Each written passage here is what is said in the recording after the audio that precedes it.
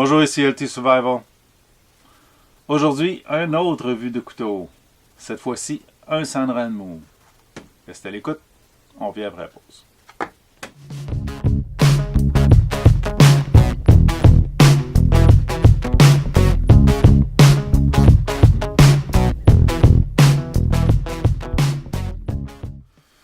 Aujourd'hui, je vous présente le 7089 LUX SA de Sandrine Move. Donc, c'est un Windrunner design, probablement un designer in-house, tout stainless, excusez, tout stainless, la lame en 12C27, un stainless steel là, Sandvik, qui donne une bonne rétention du tranchant et une haute résistance là, HCR là, de pression dessus de Rockwell Harness, là, de dureté Rockwell. Donc un beau petit... triton. On va me couper encore. Donc on peut le flipper avec le pouce, mais comme on a un flipper dessus, ça devient un petit peu plus facile de l'ouvrir, mais il faut mettre un petit peu de wrist. Parce que il est un petit peu plus dur à cause de sa détente ball. La détente n'est pas tout à fait aussi forte qu'elle devrait pour qu'on puisse accumuler, là, puis la friction est un peu plus élevée. Je ne l'ai pas nettoyé encore pour pouvoir vraiment l'ouvrir. C'est vraiment avec un petit wrist action là, pour qu'il rouvre au complet. Je vais m'approcher de la caméra, on va le regarder en détail pour que vous puissiez avoir une bonne idée de sa fabrication. Un bon petit couteau, très tranchant, je l'ai traîné quand même pas mal. Parlant de tranchant, regardons donc ce fameux tranchant.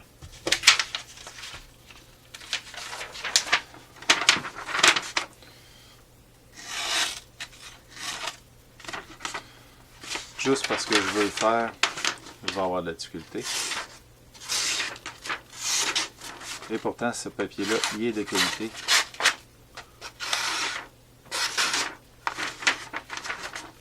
Tu sais, quand tu veux trop.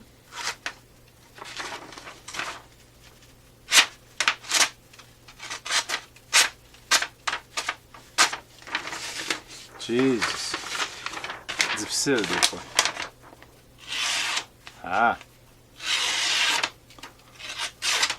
More like. Non? Le papier, des fois, dans mon sous-sol n'est pas très sec, donc il est humide. C'est plate, j'arrive pas à faire une belle coupe.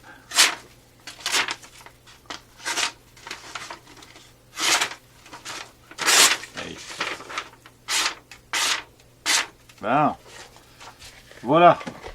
Voilà pour ce qui est de la coupe. Je vais recommencer pour le côté anglophone. Mais le tranchant est très bon, c'est un hollow grind. Okay, je l'ai traîné un peu, peut-être un peu trop, je l'ai utilisé. Il faudrait peut-être que je le restrope pour le rendre à sa norme. Parce que normalement, il est super coupant. Ok, comme on voit ici, on a le designer Windrunner Design avec le avec le numéro de modèle du couteau. Ici, sur la partie plane de la lame.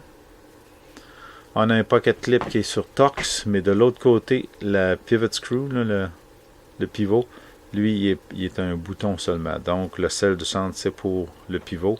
Et notre clip, c'est un standard là, dans l'industrie d'aller mettre le clip par-dessus. On a un frame lock qui est quand même très bien fait avec du jimping pour qu'on puisse déplacer le frame. OK. Pour pouvoir le refermer, bien sûr. Donc, un beau petit couteau. On a une belle grosse trou à lanière ici, avec un insert de G10. On voit le flipper ici qui dépasse. Ouais, il faut que je change de batterie. Donc, on va retourner à la table, puis on va finaliser ça. Restez à l'écoute. Comme vous avez vu, un petit couteau, presque 4 doigts. On est capable de s'accrocher sur la fin du frame pour... Oups. Donc, c'est à la fin du frame juste pour pouvoir s'accrocher les doigts. Ça ne prendrait pas une grosse lanière pour que ce soit vraiment confortable. Mais il n'est pas inconfortable. Il est vraiment confortable pour un métal complet. Là. Je suis vraiment satisfait là, du type de couteau que ça donne. Un autre couteau que j'ai porté déjà pour une semaine à peu près en ADC. Donc vraiment un beau petit couteau. Voilà, ça complète la revue du Sanremo 7029. C'est ça? Oui, 7089. J'espère que vous avez aimé cette petite revue de table. Je ne fais pas les grosses revues sur ces couteaux-là, ce ne sera pas des couteaux de bois. Là, c'est vraiment pour le port à tous les jours. Fait que si vous avez aimé cette petite revue-là, donnez le thumbs up, partagez, souscrivez et abonnez-vous. On vous revoit dans le prochain vidéo.